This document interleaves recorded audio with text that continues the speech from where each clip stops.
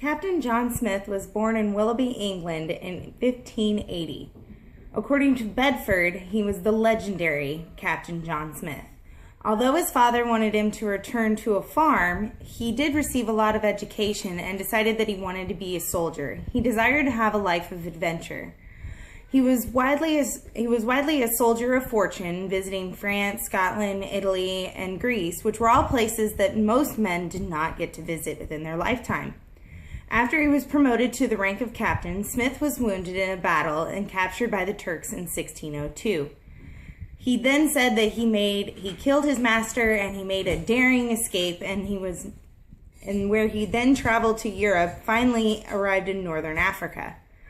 Smith invested some of his own money in the venture of going to the Americas and joined the company of 100 men embarked on the ships in December 1606. He was one of the 7 council members at Jamestown, and he was in charge of receiving food and was supply officer for several years.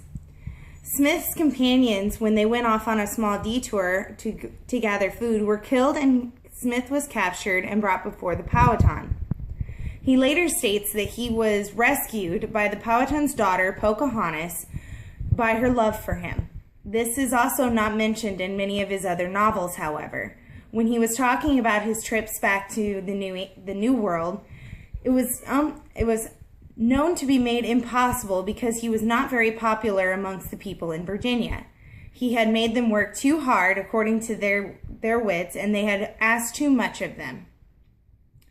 The colonists said that they were unprepared for the hard work of the settlement, and also the hostility of the native population, and disease and lack of food constituted to their low morale.